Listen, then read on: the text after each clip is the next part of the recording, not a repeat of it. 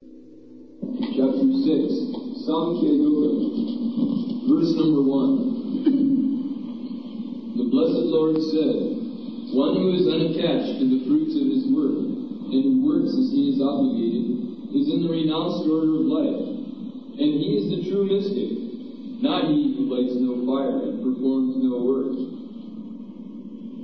Purport. In this chapter, the Lord explains that the process of the Eightfold Yoga system is a means to control the mind and senses. However, this is very difficult for people in general to perform, especially in this age of Kali.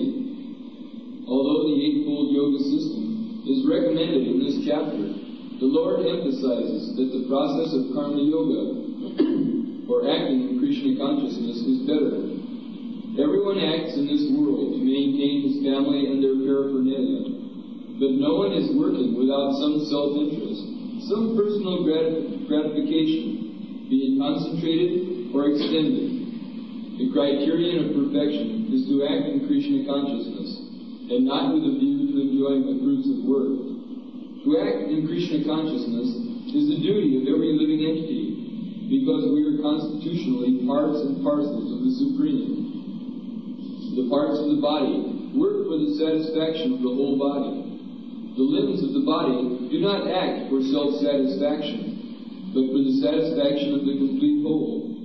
Similarly, the living entity, acting for satisfaction of the supreme whole, and not for personal satisfaction, is the perfect sannyasi, the perfect yogi.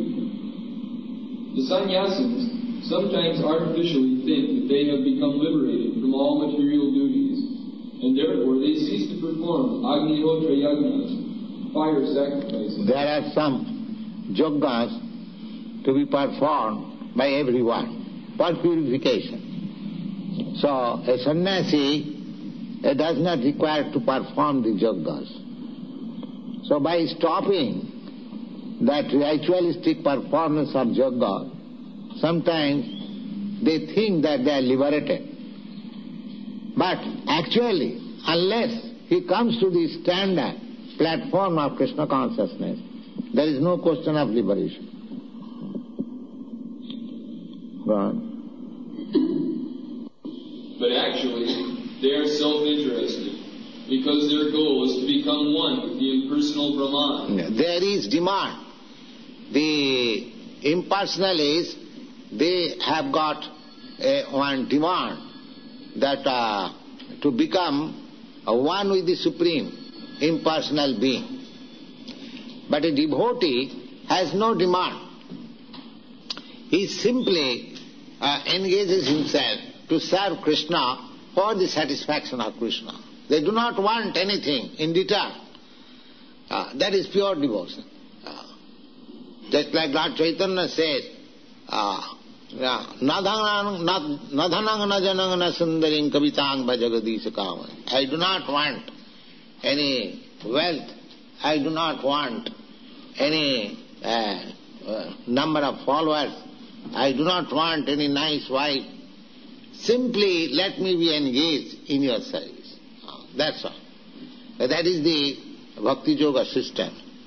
When Prahlad Maharaj was asked by Lord Nrsimhadev, "My dear boy, you have suffered for me so much, so whatever you want, you ask for." So he refused. "My dear master, I am not doing mercantile business with you, that I will take some remuneration from you for my service." This is pure devotion. So yogis or the jnanis, they are demanding that they should become one with the Supreme. Why one with the Supreme? Because they have got bitter experience by the separation of material pains. But a devotee has no such thing. The devotee remains, although separate from the Lord, he is fully enjoying in the service of the Lord. Right. Such a desire is greater than any material desire, but it is not without self-interest. Similarly, the mystic yogi who practices the yoga system with half-open eyes, ceasing all material activities, desires some satisfaction for his personal self. But the person acting... Actually the yogi wants of material power. That is the perfection of yoga. Not perfection, that is one of the procedure. Just like if you are actually practicing the regulatory principles of yoga, then you can get 8 kinds of perfection. You can become lighter than the cotton swab. You can become heavier than the stone. And you can get anything, whatever you like, immediately. Sometimes you can even create a planet. Such powerful yogis are there. Vishwamitra yogi, he did it actually. He wanted to get man from palm tree. Why man should be begotten through the living 10 months within the womb of mother. They will produce just like fruit. He did it like that. Because sometimes yogis are so powerful they can do. So these are all material powers. Such yogis, they are also vanquished. How long you can remain on this material power? So bhakta yogis, they do not want anything such. Yes? But a person acting in Krishna consciousness works for the satisfaction of the whole without self-interest. A Krishna-conscious person has no desire for self-satisfaction. His criterion of success is the satisfaction of Krishna, and thus he is the perfect sannyasi or perfect yogi. Lord Chaitanya, the highest perfectional symbol in Krishna consciousness, prays in this way: O Almighty Lord, I have no desire to accumulate wealth, nor to enjoy beautiful women. Neither do I want any number of followers. What I want only is the causeless mercy of your devotional service in my life, birth after birth. So a devotee does not want even salvation. Why Lord Chaitanya says birth after birth? The salvationists, they want to stop. The voidists, they want to stop this material way of life. But Chaitanya Mahaprabhu says birth after birth. That means he is prepared to undergo all kinds of material pains, birth after birth. But what he wants, he simply wants to be engaged in the service of the Lord. That is the perfection of it.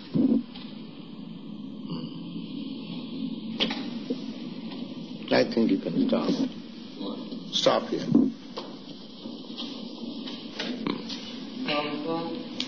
You said that the spirit soul is 1/10,000th a tip of a hair. In the spiritual sky, is the spirit soul still just that big? The spirit soul, when he goes back... That is his constitutional position. Either in the spiritual sky or material sky. He is the same.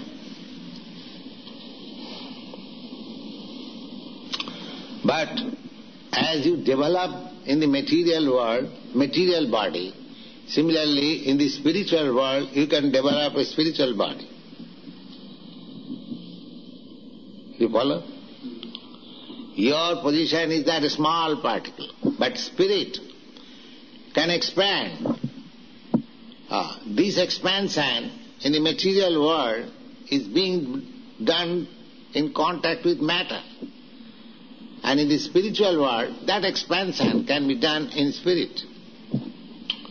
Here, in the material world, I am spirit soul, I am different from this body. Because this body is matter. And I am living. I am living force. But this material body is not living force. And in the spiritual world, there is everything living force. There is no dead matter. Therefore the body is also spiritual. Just like water with water, water. That's all. But water and oil, distinction. Similarly, I am spirit soul, I am, say, oil, so I am in the water, so there is distinction. But if I am put into the oil, then everything is oil.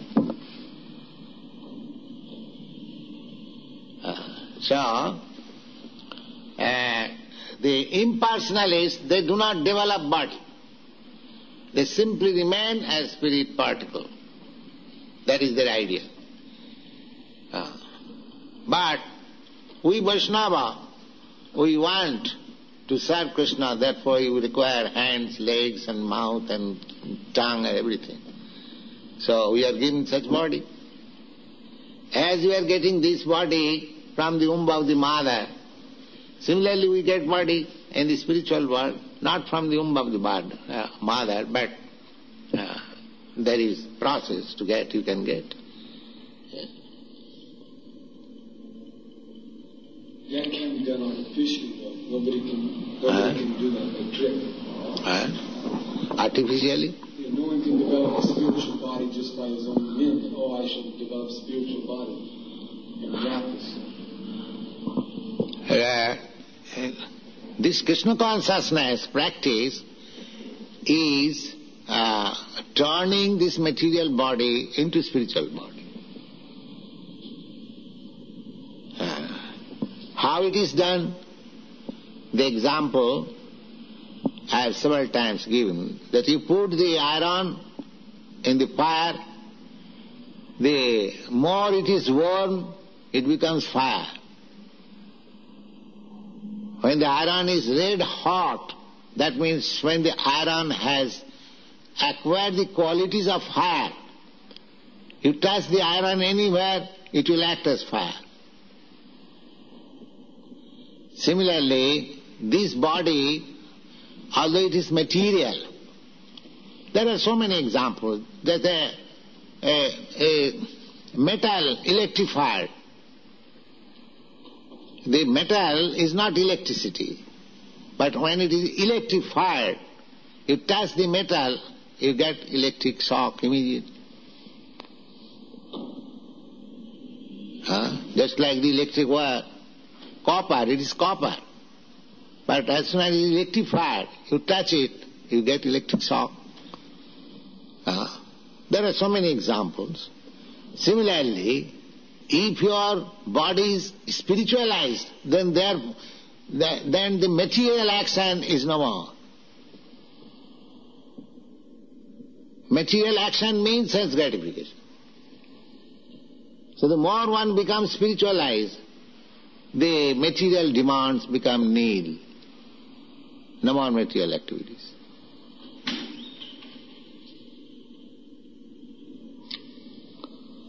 So how you can do that? The same example, you have to keep the iron constantly with the fire. You have to keep yourself constantly in Krishna consciousness.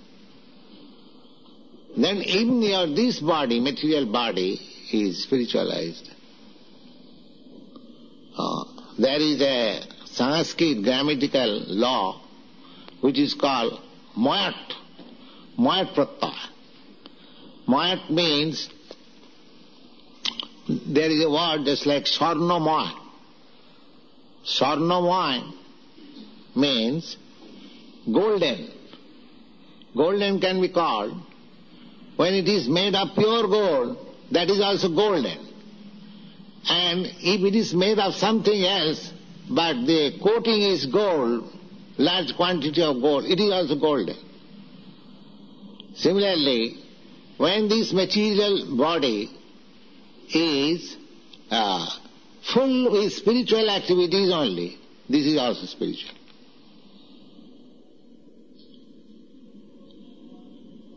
Therefore, saintly persons, of course, in your country everyone is put into the grave after passing away.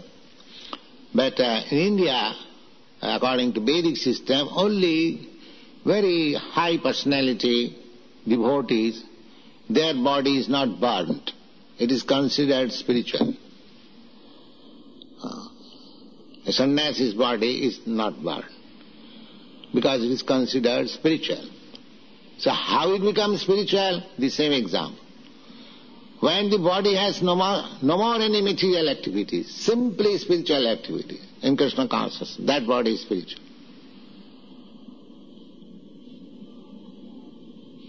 So, if this world is become full in Krishna consciousness, nobody is working for sense gratification, only for satisfaction of Krishna, this world becomes spiritual or immediate. This requires little time to understand. Anything used for Krishna, simply for Krishna's satisfaction, it is spiritual. Just like we are using this microphone for talking about Krishna, then it is spiritual.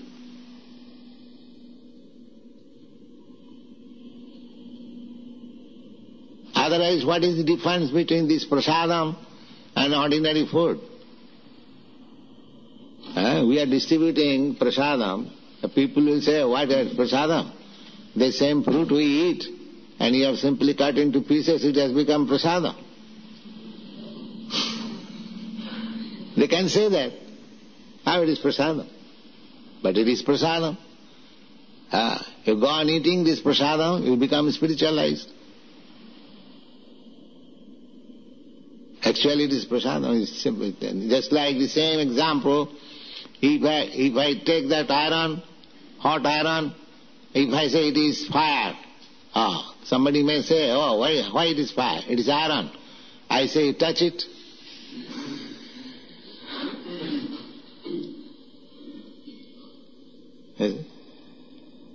These are crude examples, but there is when your activities, actually in higher sense there is no matter. There is no matter, everything is spiritual. Because Krishna is spiritual. Krishna is whole spirit, and the matter is one of the energy of Krishna. Therefore it is also spirit.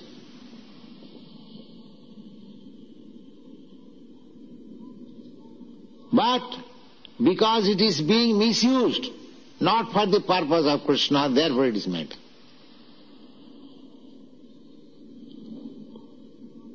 So our Krishna consciousness movement is to spiritualize, re-spiritualize the whole thing, whole social position, political position, anything. It is a very nice movement. People should try to understand it. And if it is actually spiritualize the whole world, of course that is not possible. But the ideal is like that. But at least if individually one tries this re-spiritualization method, his life becomes perfect.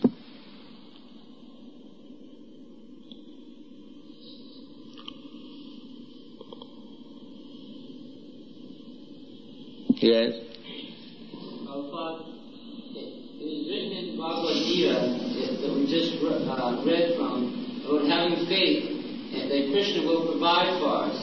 And also, further on in the Gita, it is said that God helps those who help themselves. Yes. Now, how should we determine what we should determine our... It helps them, means you put yourself under Krishna, that is helping yourself. And if you think, I can protect myself, then you are not helping yourself. Just like this finger, so long it is healthy, working, if there is some trouble, I can spend thousands of dollars for this. But if this finger is cut off from my body, if you trample down with your feet, this finger, I don't care for it. Similarly, to help oneself means to put oneself in the proper position as part and parcel of Krishna. That is real helping. Otherwise, how you can help? The finger can help itself by putting itself in the proper position of the hand and work for the whole body. That is proper position. If the finger thinks that I shall remain separated from this body and help myself, it will die. So as soon as we think that I shall live independently without caring for Krishna, that is my death.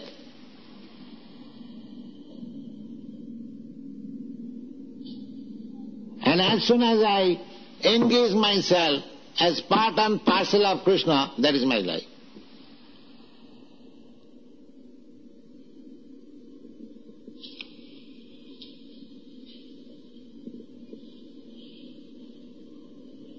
So helping oneself means to know one's position and work in that way.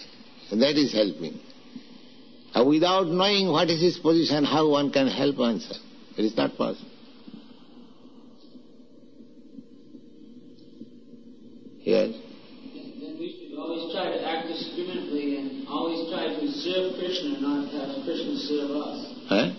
Always feel that we should try to serve Krishna. Yeah. Not say that we will do this and Krishna will provide, but Krishna will help us. Now you are serving Krishna, that means you are doing. Serving means doing. What do you mean by serving? Actually, when you serve somebody, are you not doing something? You are engaged in serving Krishna how? You are going to preach Krishna consciousness, you are cooking, you are cleansing, you are somebody doing something. So helping Krishna means doing.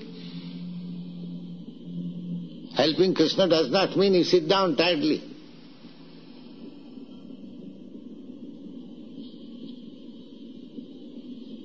That is Krishna consciousness activities. Whatever asset you have got to work, utilize it for Krishna.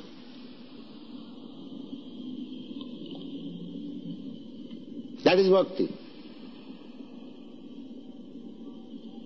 Now we have got, what assets we have got? We have got the mind.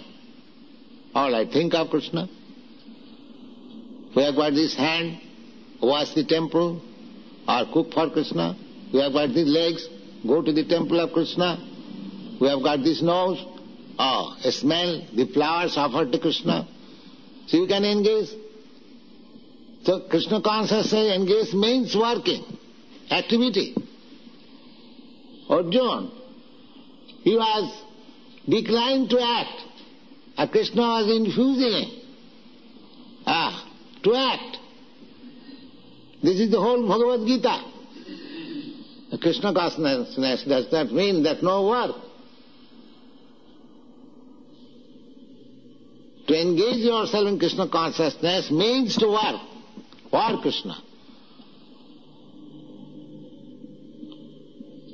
Krishna does not say, of course in this chapter Krishna will say something about it. He never said, Arjuna, my dear friend Arjuna, you don't care for this world. You sit down and meditate upon me. Have you seen in the Bhagavad Gita?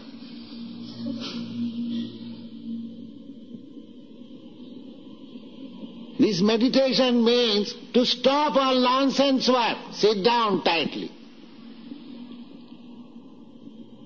But those who are advanced in Krishna consciousness, they have to work for Krishna. Just like child, simply disturbing the home, mother says, my dear child, sit down here. But if you can work nicely, he asks, mother asks, my dear boy, you have to do this, you have to do that, you have to do that. So sit down tightly for the nonsense,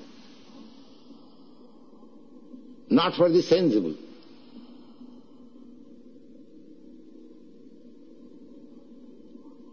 For the nonsense, the more he sits down, at least he does not commit any nonsense. That's all. Negation of nonsense. That is not positive. Here is positive. Activities. So negation is no life. Positive life is life. Don't do this is no life. Do this is life. But in order to do rightly, there are something don't.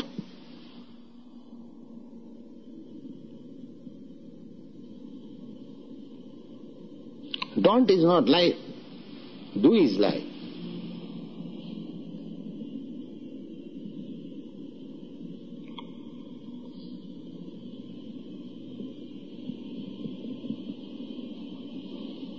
The whole Bhagavad Gita is do.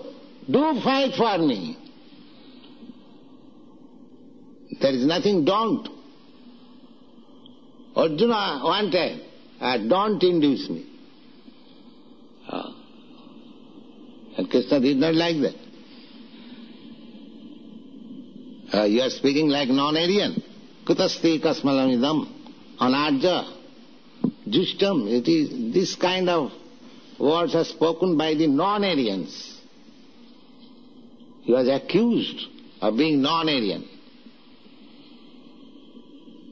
Anarja. So Krishna consciousness does not mean sitting idly. No. We have the whole pastimes of Krishna's full of activities. When you go to spiritual world, Krishna is always dancing up to 24 hours, dance there and eat there. Where he sit down?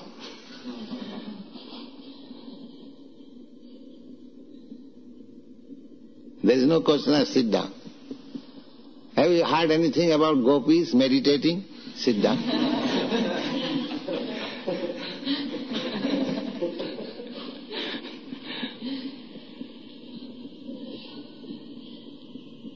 Have you heard?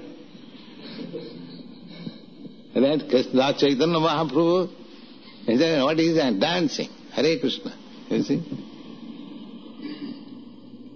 You see, spirit, you are spirit soul, how you can stop yourself silent?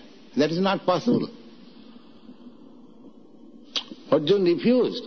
When you will find in this chapter, when Arjuna was recommended, my dear Arjuna, you meditate. He immediately refused. My dear Krishna, it is not possible for me. It is not possible for me. That is actual fact. How it is possible for him? He was a householder man. He wanted kingdom. He wanted to rule over the country. Where is the time for his meditation? He flatly refused. My dear Krishna, it is not possible for me.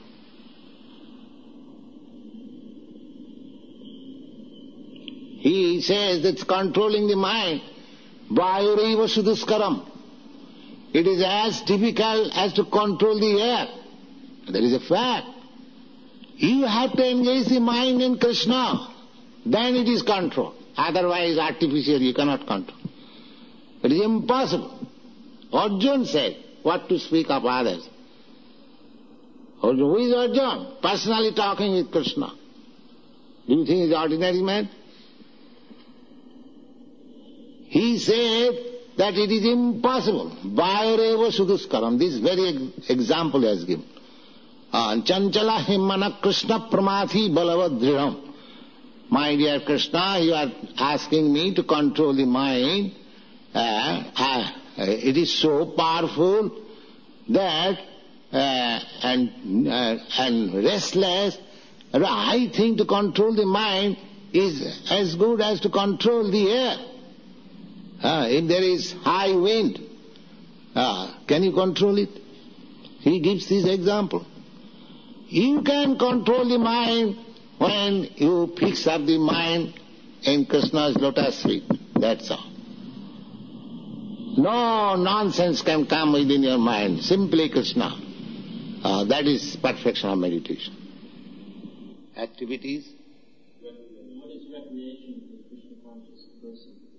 Recreation? Yes. Dancing.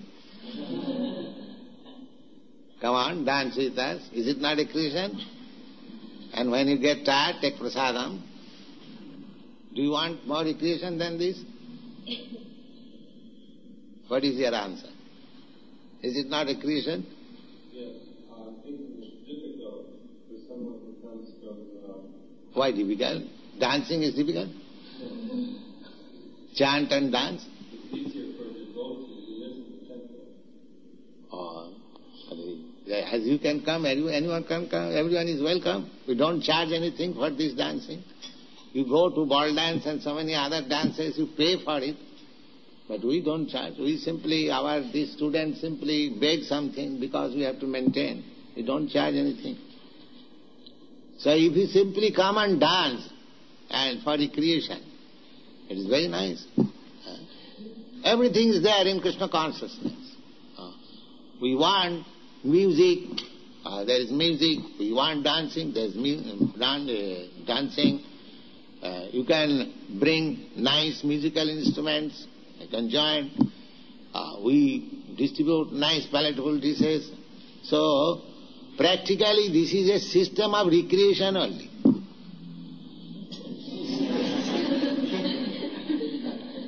Yes. If you seriously think, you'll find this system, there is no labor at all, simply recreation. Susukham. That is stated in the Bhagavad Gita in the 9th chapter, you'll find Susukham. Everything is pleasing and happy.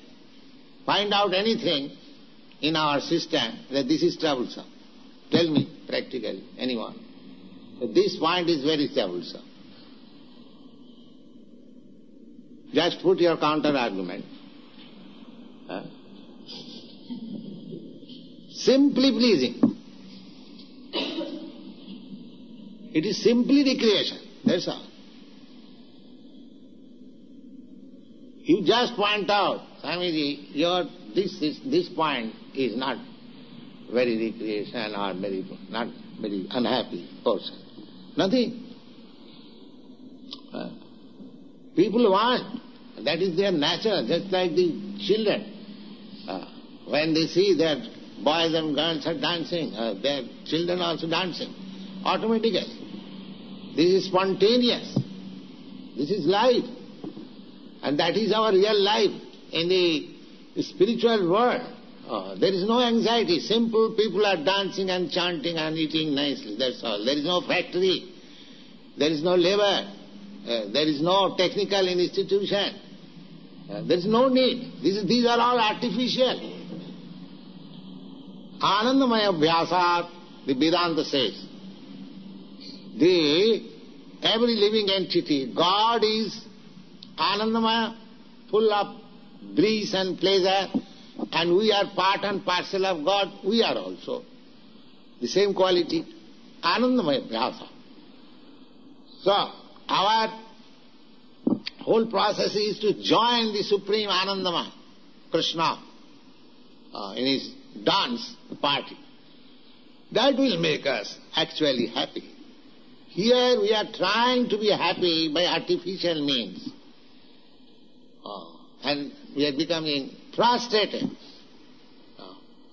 But if you actually be situated in Krishna consciousness, simply you revive your original position, joyful, simply joyful. Anandamaya Abhyasat, these are the Vedanta terms. Because our nature is Anandamaya. Everyone is trying to find out. In this La Cienega Avenue, there are so many restaurants, so many things and so many signboards. What? They are advertising, come on, here is Ananda, here is pleasure. He is advertising here, we are also doing. Like that, here is Ananda. So everyone is searching after Ananda or pleasure.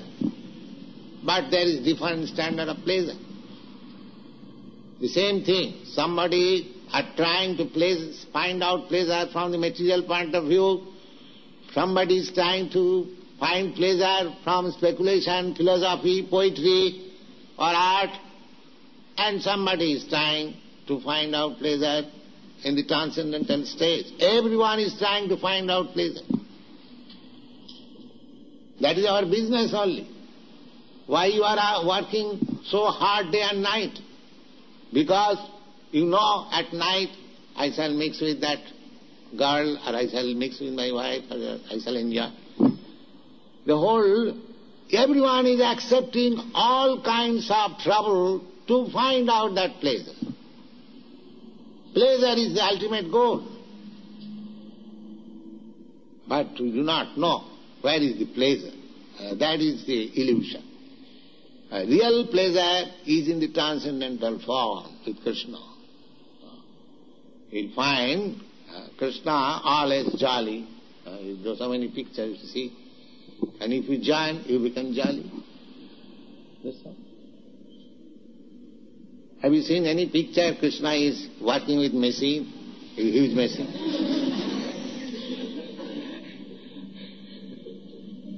Or have you seen any picture he is smoking? By nature, pleasure, you see. Pleasure. So you have to unfold yourself in that way, and you find pleasure. Simply full of pleasure, that's all. Anandamaya Vyasa, by nature, simply pleasure. Not by artificial means.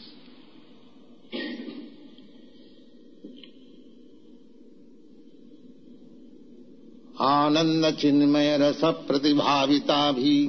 In the Brahma Samhita you find Ananda Chinmaya Rasa Pratibhavita Stabhi Jajiva Nijarupa Taya Kalabhi Goloka Iva Nivasatya Khilatma Bhuto Govindamadi Purisam Tamahang Bhajami. Ananda Chinmaya Rasa. Rasa means the taste, the mellow. Just like we try to taste a sweet meat, a sweet candy, or anything. Why? Because there is a very nice taste. So everyone is trying to have some taste from everything. We want to enjoy sex life. There is some taste. So that is called adi, taste. So there are so many tastes. Yet in the Brahma Samhita, Ananda Chinmaya Rasa. That taste, material taste, you may taste it, but it will be finished immediately. Immediately, finished. I say a few minutes. Suppose you have got very nice sweet meat. You taste it. You get, oh, it is very nice. Or take another. All right. And another, no, I don't want. Finished. You see? So material taste is finishable. It is not unlimited. But real taste is unlimited. If you taste one, then you cannot forget. It will go on, increasing. Anandambudhi Bardhanam. Chaitanya Mahaprabhu says that this taste is simply increasing. It is, although it is ocean like, great, still it is increasing. Here you have seen ocean, it is limited. Your Pacific Ocean is tossing, but it is not increasing. If it increases, then it is heaven. You see? But by nature's law, by God's order, it does not come beyond its limit. Within the limit it is. But Chaitanya Mahaprabhu says that there is an ocean of bliss, ocean of taste, of transcendental bliss, which is increasing.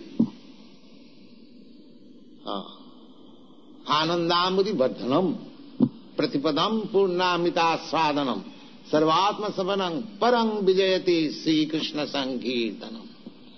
You will get by this chanting Hare Krishna, your pleasure potency increasing more and more.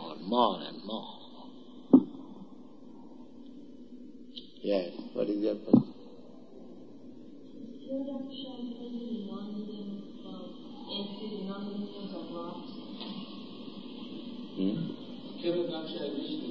Non-living entities. Yes. Even in the atom. Oh yes. Wherever he lives in his own paraphernalia. Anorniyang mahato mahiyan. He is the biggest than the biggest, and is the smallest than the smallest. That is Vishnu. Annantarasthang paramanu chayantarasthang. Paramanu means atom. You cannot see even atom. How small. He is within that atom. He is everywhere. Prabhupada used to tell us that wherever Krishna is, that is Vṛndāvana. And what I was wondering is, expressing within our hearts. Does that mean that within our hearts? Yes, one has realized he is living in Vṛndāvana, anywhere. A realized soul is always living in Vṛndāvana. Chaitanya Mahaprabhu has said. One has realized Krishna, then he is always living in Vṛndāvana. He is nowhere. Just like Krishna or Vishnu is living in everyone's heart. But he is living in the dog's heart also. Does it mean that he is doggish? He is living in Vaikuntha. Although he is living in the dog's heart, but he is living in Vaikuntha. Similarly, a devotee